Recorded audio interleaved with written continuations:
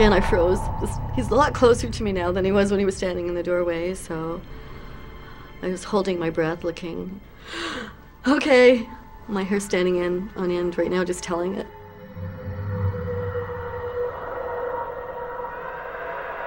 I have to flick the light on and he's gone. He's gone. I'm not pleased. I'm getting scared. I hadn't been living there that long. I didn't want to move. I had heard stories from people who, who have experience with the paranormal, and often they'll tell you that if you simply yell at a ghost and tell it to go away and remind it that it's not supposed to be there, like maybe it doesn't know it's dead. So I tried it.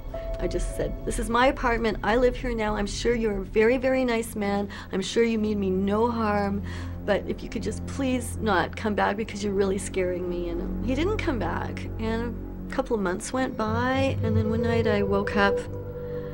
And this time I didn't see anybody, but I couldn't move. Something was holding me down on the bed. I thought, this is it. Some supernatural thing is killing me, and this is going to be how they'll find me, dead in my bed with no explanation.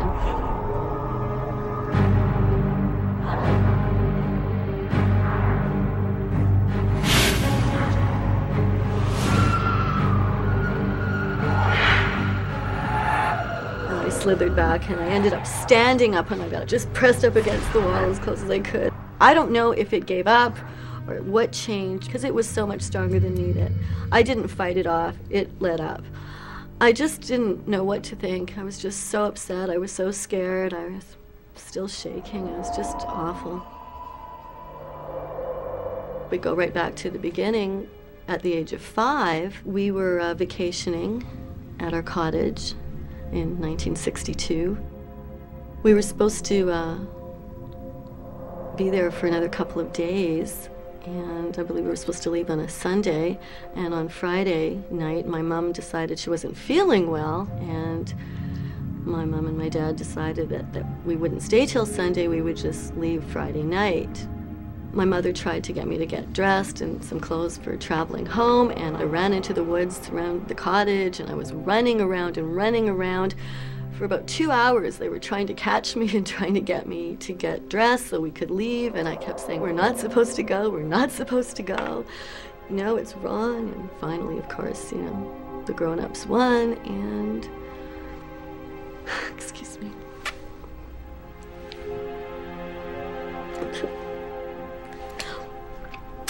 And on the way home,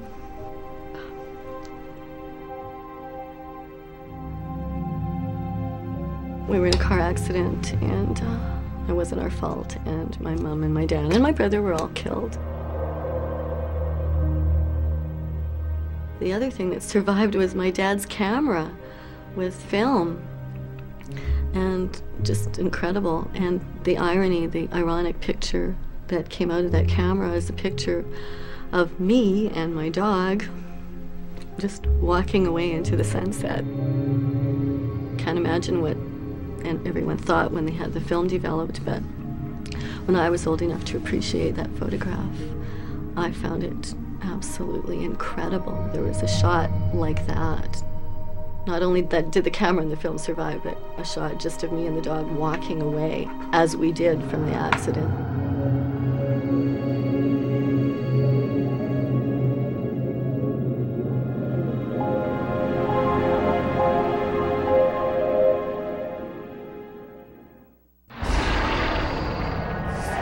Over the years, especially as a child, I would desperately, desperately try to conjure up my family.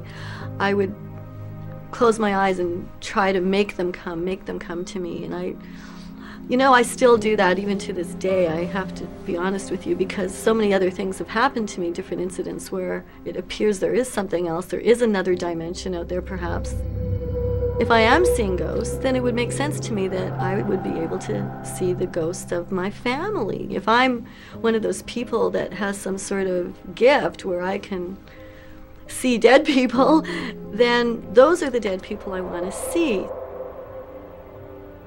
People will say to me, you saw these ghosts, and I'd say, well, I don't believe in ghosts. I saw something happened, these things have happened to me, but it just doesn't make sense for me logically to believe in ghosts. Experts tell us that in a ghostly encounter, our logical minds want to explain away the supernatural experience we think we're having, anything to keep our normal world intact and unthreatened. On the other hand, we naturally cling to our own reality of what we've experienced. This creates an emotional uncertainty as we try to balance these two conflicting ideas. As Anita's story reveals, that uncertainty can be complicated by her own personal histories. Despite her need to connect with her family, Anita has never seen their ghosts, and so her rational, logical self still doubts the world of the supernatural. I think when we're born, we're all incredibly magical. I think we all see energy. Some people maybe a little more than others. I think that ability gets knocked out of us, gets filtered out. Uncertainty and rejection aren't the only responses to a ghostly encounter. Unlike Anita, some people feel they've had positive encounters with ghosts, and that leads them to a very different response. Suzanne Caddy tells us she first saw ghosts during her impressionable teenage years. It changed not only her feelings about the paranormal, but her response to reality itself.